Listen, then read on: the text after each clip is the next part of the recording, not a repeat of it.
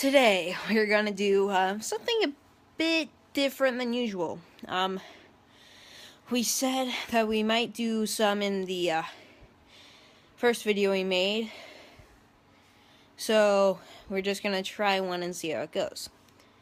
So today we're going to do a theory.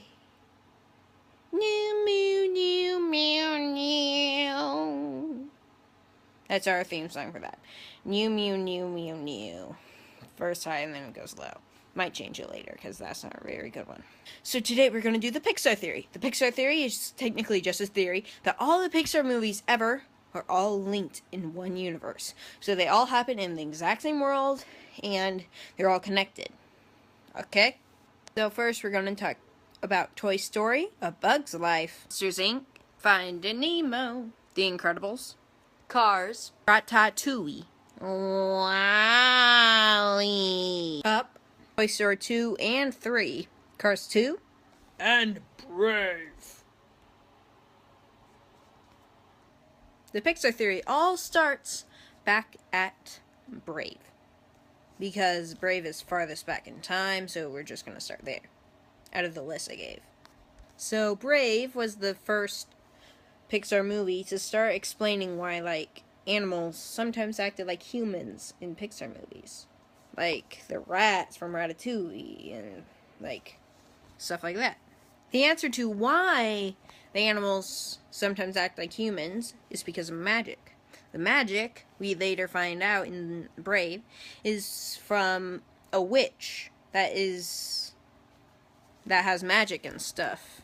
The witch has powers to change, like, humans into animals, which would give, like, the animals, like, smarter brains and stuff, and because they're, like, human brains. And she also has the power to make things like brooms and stuff, like, act for themselves.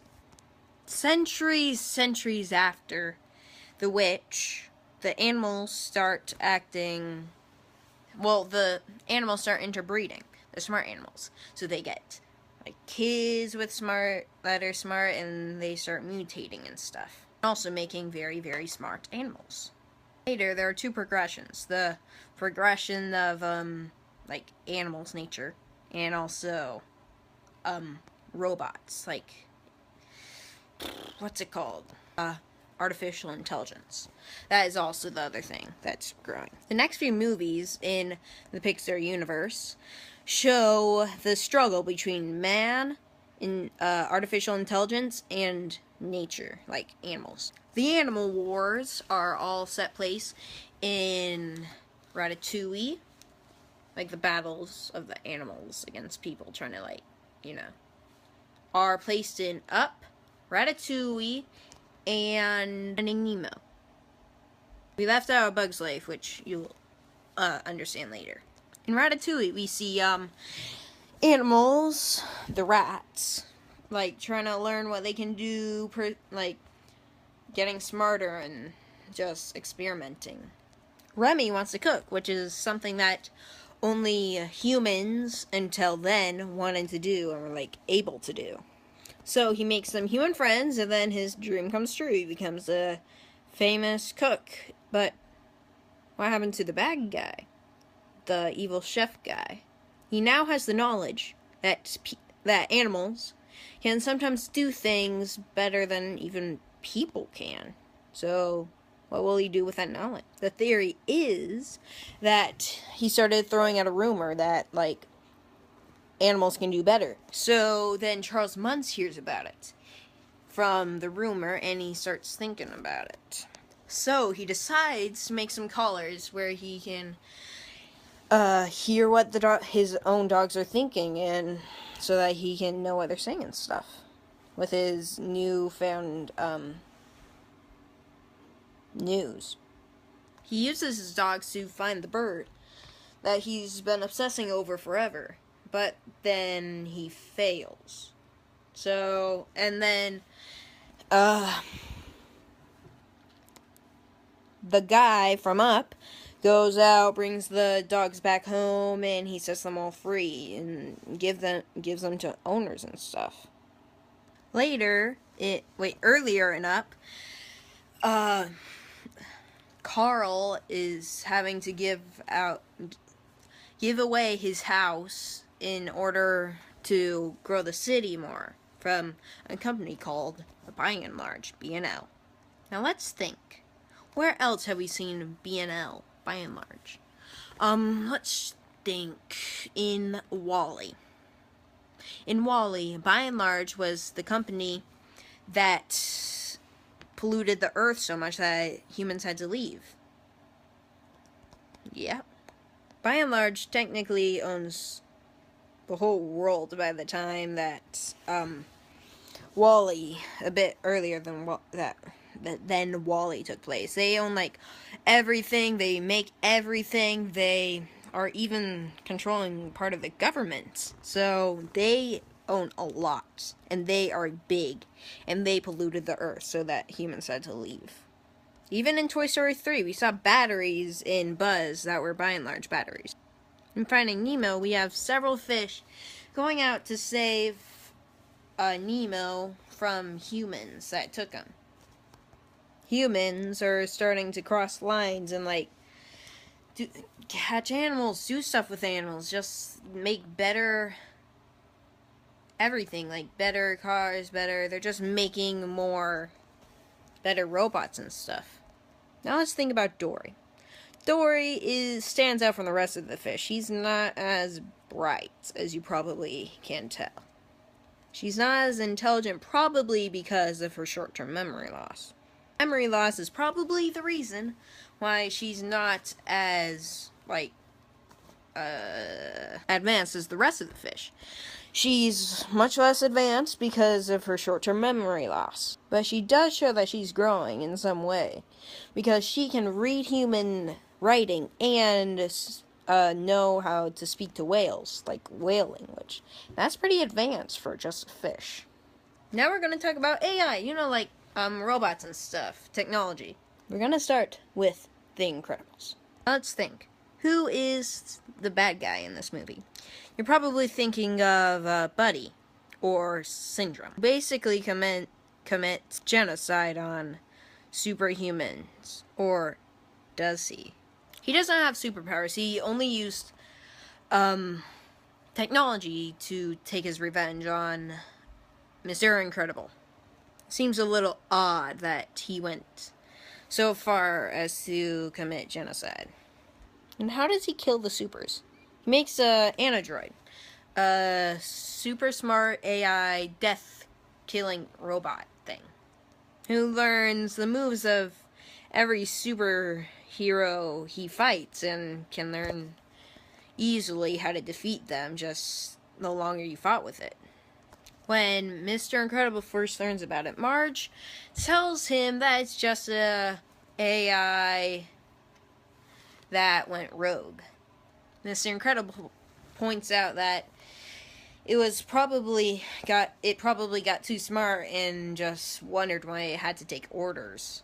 The Omnidroid later betrays Syndrome and just starts attacking randomly against everybody, just everyone. But why would it just want to attack randomly? Do the machines have an inherited hatred of humans? But why would it have a hate of humans? Animals hate humans because we're polluting the world and stuff and taking away their homes. But why would a robot hate humans? Let's go to Toy Story 3. First, toys love humans, but in the sequels, they start getting kind of fed up with the humans and just don't really like them as much as they used to. But toys and inanimate objects and stuff aren't AI, so how do they have intelligence? Syndrome points to the answer. Syndrome tells Mr. Incredible that his thing is charged on 0-point energy. That, of course, is an electromagnetic force that is in a vacuum. It's an unseen energy that we can find in wavelengths. and would be the perfect energy that, like, power that toys and inanimate objects can draw power from. The Incredibles is like 50 years or so before Toy Story was happening. It gives AI plenty of time to start getting smarter and develop BNL. And in all the Toy Story movies, they're always hinting at the toys becoming not happy with how they're being treated. The toys in Toy Story 1 attacked Sid. Well, scared him. In Toy Story 2, Jessie hates her owner, Emily. And Lotso Huggin' Bear from Toy Story 3 just flat out hates humans for what has been done to him. The toys are not satisfied with the status quo, or QO, which is a perfectly good reason why machines and objects alike would want to start taking over. So by the 2000s, the superheroes are all gone, and the humans are kind of vulnerable at the moment. The animals have a chance of taking over, but they don't. Also, AI never attacks, like, takes over forcibly.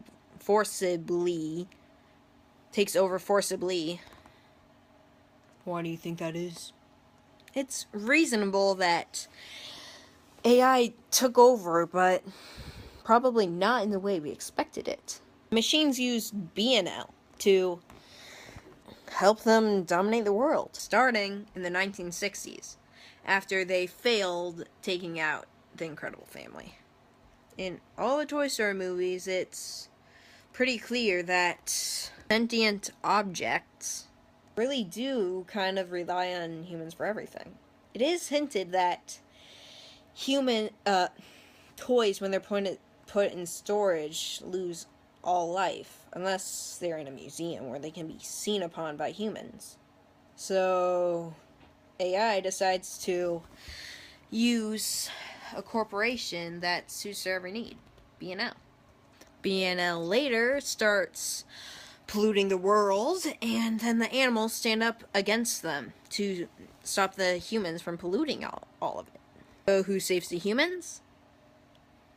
You guessed it, the machines. We know that the machines won the war, because after it, there's like no animals left on Earth. But who is left? Because the machines tip the scales, and it just makes the world unfit for humans to live on anymore. It's too polluted, and the animals are dying off and stuff.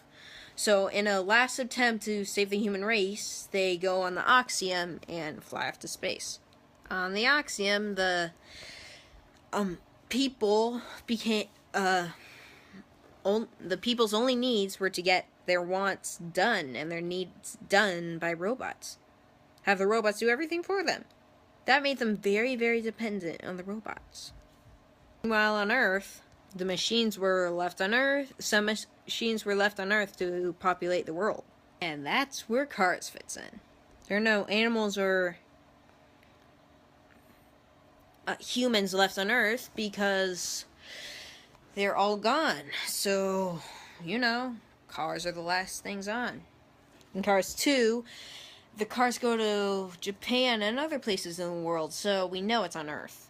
What happened to the cars? We learned by now that humans are the energy source for all everything.